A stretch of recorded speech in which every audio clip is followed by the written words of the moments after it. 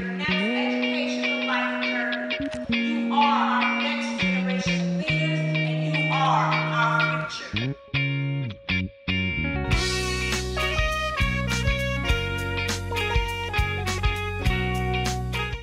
The living room is a space where we engage in positive dialogue, all to provide positive change to build a greater civic community, from education to health to wellness to even issues on social justice. We not only talk about issues, but it's a space and forum where issues meet solutions.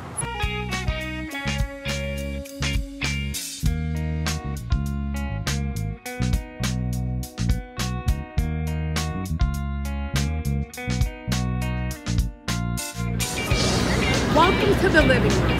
Who's your Who's Who Community Leader of the Week?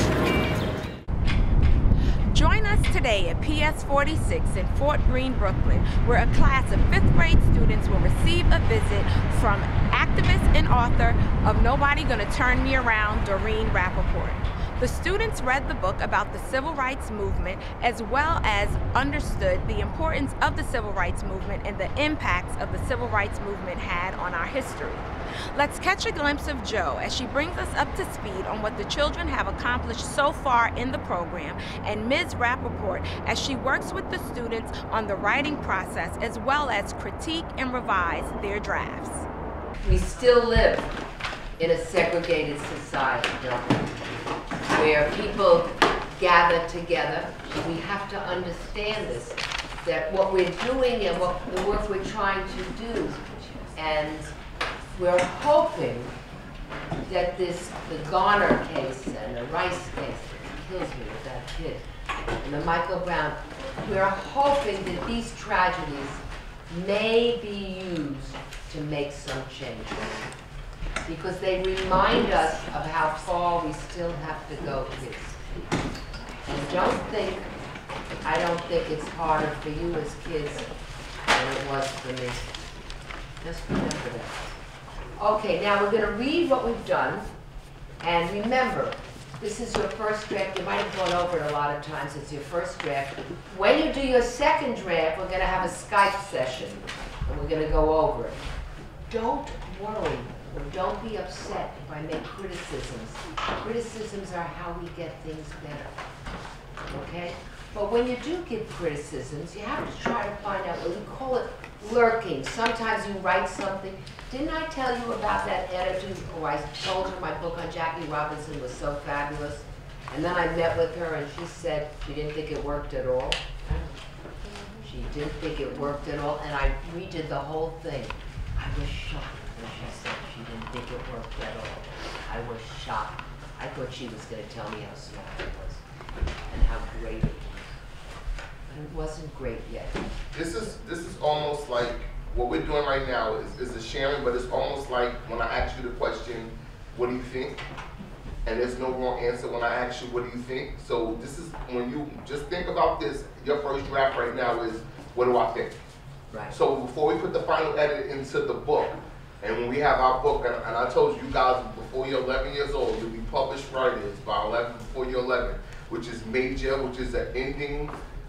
Like, I can't even put into words how important this is for you guys. Your legacy will be in this book, and you will have it forever. It will be more. And it will be in the library for other kids downstairs for years to come. So, my next 11 years of teaching, I can say that my class put a book together. And the next year when we do another one, when we do another one, my last 11 years of teaching, I'll have a book each year to go in my legacy when I write my own book.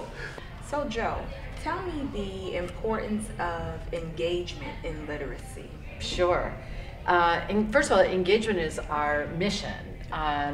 Engagement is the one thing that is very important to become a reader that has nothing to do whatsoever with socioeconomic background.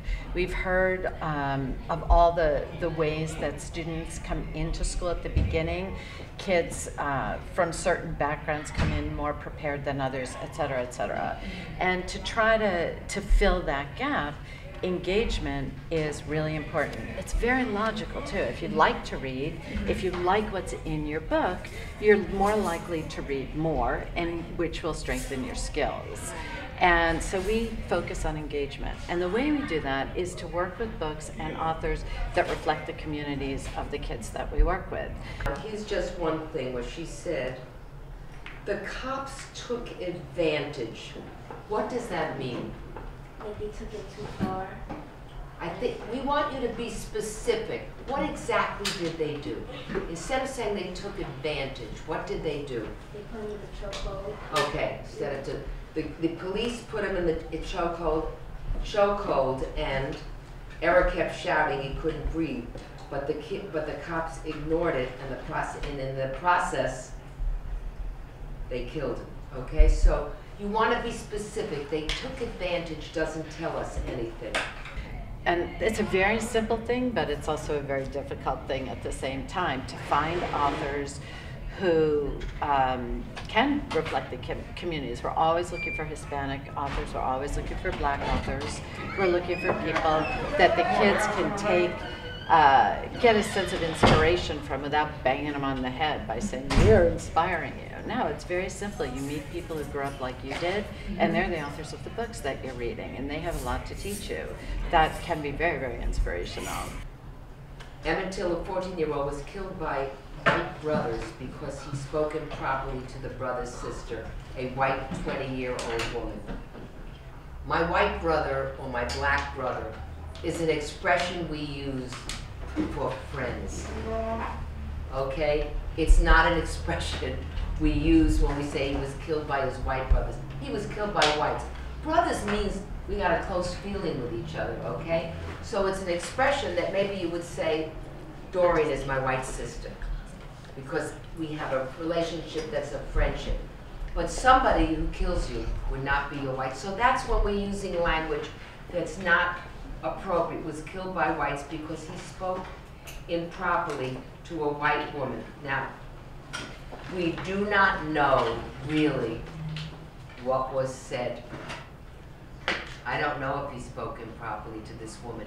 The very idea that he spoke to her bothered the whites because they were so prejudiced. Now, do you find that the kids who participate in the program have more increased engagement as the stages of the program go on? Yes, we do. Engagement is a very difficult thing to measure. How do you measure if a kid likes to read or not? Right. We are working on that very hard to be able to, we know it happens, we see it in the faces of the kids, we see it in their writing. It's comparing writing to something before we came into the classroom to after. There's generally more writing, more detail, and the pieces are actually better. But we are working on a way to be able to prove that our programs do engage our kids long past the work that we do. And we know it happens because we try every year something different in terms of measurement. Okay, great. Thank you, Jo. My pleasure. Right. Thank you. Yes. I was born in an era where the catchphrase was reading is fundamental, and it was spoken among friends in the playground. However, over the years, a literacy gap has widened in underserved public schools in New York City. According to the National Center for Education Statistics, data states only 20% of 4-year-olds in poverty can recognize all 26 letters of the alphabet, compared with 37% of their peers at or above poverty level. Most parents are aware that reading to your children at bedtime is key for preschoolers to develop literacy skills. However, in 2012, the American Psychological Association found low-income children takes more than just reading to them at night to foster a child's reading success. Today, we're talking about closing the literacy gap in underserved public schools. We are joined by Jo Umans, founder and director of Behind the Book. So, Jo, welcome to the living room. Thank you. Thank you. Can you tell me about Behind the Book? Sure. Behind the Book is a literacy nonprofit. We only work in underserved schools where at least 75% of the children are living at or below the poverty line. So I started the organization 12 years ago because I was working in another field and I was spending my free time in a school library, and I brought some authors in to meet some of the kids, some of the classes, and when I went back to the library, the kids were fighting over the books by that author. Wow. And they came back so proud and they felt that they had made a friend, and it looked to me like they were going to be lifelong readers and followers of this particular author. So as I brought in more authors, and as I saw the same results in the kids fighting over books in the library, I thought it would be really a cool thing to do something similar, introduce the authors of books to students in low-income neighborhoods where it's part of the curriculum. So we would create a program that met the needs of the individual curricula of each individual classroom, and we would choose books and authors based on the topics that the teachers would ask for. So we thought it would be a unique way to teach the kids pretty much the same stuff they were learning, but hopefully it would stick more. And hopefully, because they were meeting the author and because they would be reading books most of the time that were books that they could relate to, that had their neighborhoods in them or neighborhoods similar to them in them, people who look like them in the books, and situations that are likely to happen to them. So we put all that together, and we started out very slowly, and we did 15 visits our first year in all high schools. And then after that, people started to hear about what we were doing, and we made each program larger, everything we could do to add more and more books to all the schools, more books to the classrooms, books that the kids could really relate to, and books that we thought the kids would actually use. So that was the beginning. That was 12 years ago, and now this year we're in 55 classrooms, which will be over 200 visits, and we have about 15 to 20 schools on a waiting list. Oh, wow. Wow. So that sounds great. Is there a way, like, can you describe the experience of a child going through the program, or in what the program actually consists of to close the literacy gap? Sure. Closing the literacy gap is such a huge, huge thing. And I have to say that if I could possibly do that, that would be amazing. And it's not just me. We're an organization of many people, everybody passionate about it, but it's a really difficult thing to do, and it takes more than any one person or any one program to do that, but I hope that we are making a dent. What our programs look like? Okay, so each of the program coordinators will sit down with an individual teacher, anywhere from pre-K through high school, and talk about their curriculum plan for the year and see where we can either be the most help or be the most fun or take some burden off of the teacher, or an area that looked interesting that we knew that we could work with. So sometimes they'll give us a topic, other times they'll give us an idea, like we want the kids to write longer. A lot of the teachers in first, second, third, fourth, and fifth grade say that. You know, the kids will write two sentences and they think that they've written. So we introduce length, certainly, about writing. We introduce editing. One of the things that teachers say is that editing is the most difficult thing to get kids to do. I remember being a kid and writing something out really quickly and being so relieved it was done. And then you have to go back, and of course it's very frustrating for kids, but if we can help them with that, that's a really good thing. So now a teacher chooses a topic or an area. I'm just trying to look, these are some of the books that we do. Let me just give you an example. All right, before we even get to the books, we, third grade frequently studies China. So we have a book that we have used many years called My Chinatown by an author named Cam Mack. Cam Mack moved to this country when he was 7 years old from Hong Kong to Chinatown. So, and it's a beautiful, beautiful book. He's a professor at FIT. So his art is amazing, and the kids really, really love working with him. He's kind, he's soft-spoken, he really cares about what the kids have to say. And a lot of times a teacher doesn't have the time to really listen. Not because they're not a good teacher, not because they don't want to, but because you have a lot of kids in the class and they all want your attention. So we try as much as possible to bring in different adults who the kids can talk with. But so you have Cam Mack, who's this wonderful author, great guy, and we use that book for 3 different topics. We can use it for immigration. He can talk to kids about his experience immigrating to this country from a totally different culture, and it gets the kids talking about that. Also, of course, we use it for the study of China.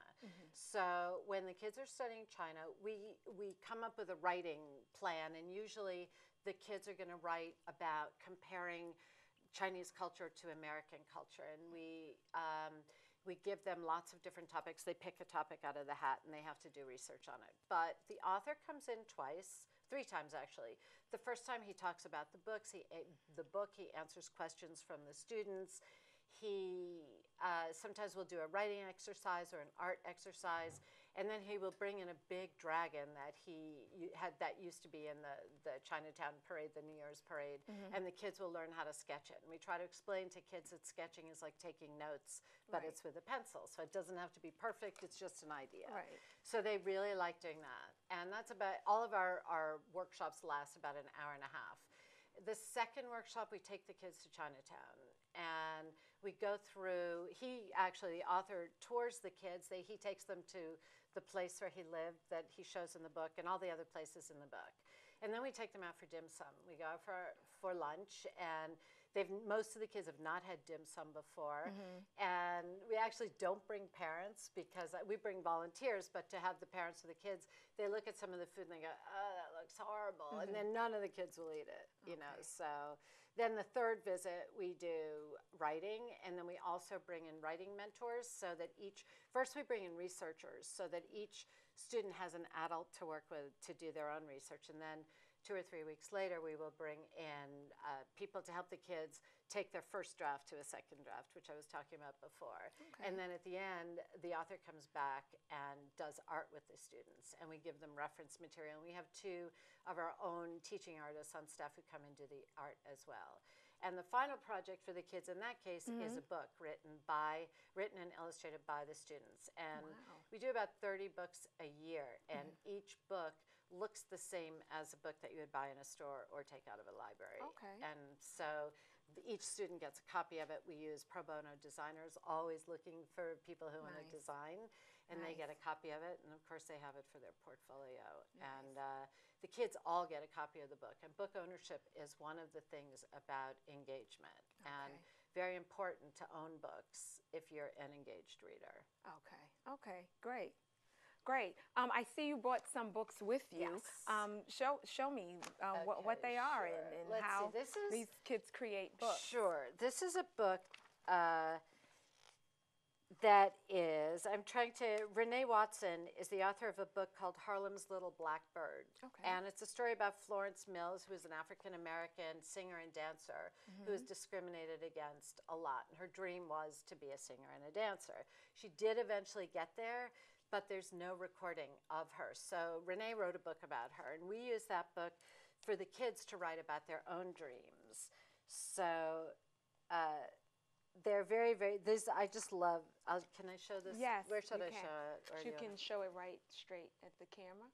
Okay, and so each student does some writing on one side and their art on the other, and in this case, the art is collage, and it's a picture of the person that they're describing, who they want to be. What's great about these books, and they all look so different, is that you can see this has the same stuff on it that you would see. It's a copyright page. It's got special thank yous and credits and who we are and the copyright and the logo. Then this is the story about the program itself, and then you have this guy. This kid wants to be a doctor and a spy, which I think is lovely. You know, creativity and imagination. Right. A lot of times there's so much test prep, and I understand the importance of some of these tests, but the kids have a tendency not to be able to be creative. Right. And I remember as a parent, you'd buy your child something that came in a big box, and they always liked the box better, you know? Because they could do what they wanted to do. Right. You know, a lot of kids say they want to be dancers, teachers, etc. This is second grade.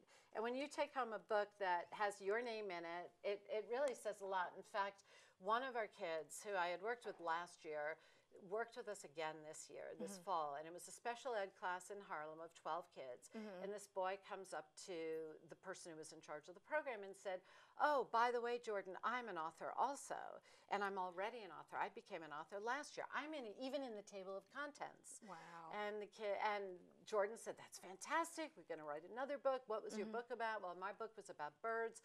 I wrote about the crow, et cetera, et cetera. He said, well, if you'd like, I'll bring the book in next year. Now, these are kids who, as you know, kids don't remember very much. I don't always remember things. A week later, the kid brought the book in, held it like this. Finally, Jordan pulled it away from him, and the kid opened it up and said, look at me, here I am on the table of contents, I'm page 32, and then he goes to, see, look, I'm an author. Right. So when he started the project this year, he was much more confident than he was last year, and he was helping other kids. Wonderful. That makes a big difference. Wonderful. This is another book called Trying Hard for a Better Life. This book was based on, and I find this very funny, well, it was based on immigration and different people's experiences of immigration. What I find funny is that we will use very much the same author and the same anchor text, which is the main book that we use, and the kids write totally different books. This book, the kids decided to dedicate to President Obama, our families, our teachers, our principal, our librarian, and all authors, but especially Doreen Rappaport, who wrote the book that the kids worked with, and also has written many, many books and was part of the civil rights movement. This is a high school book. The kids called it "Is It Ever Okay?" And the story was about, the book is called Ephraim's Secret by Sophia Quintero. She lives in the Bronx. She grew up in the Bronx. The book takes place in the Bronx. We use the book in the Bronx, of course, but we use it in Brooklyn as well. Right. It's a story about a boy who really wants to go to college. He lives in the projects, doesn't have any money, and decides to sell drugs in order to buy an SAT book and try to take an SAT class.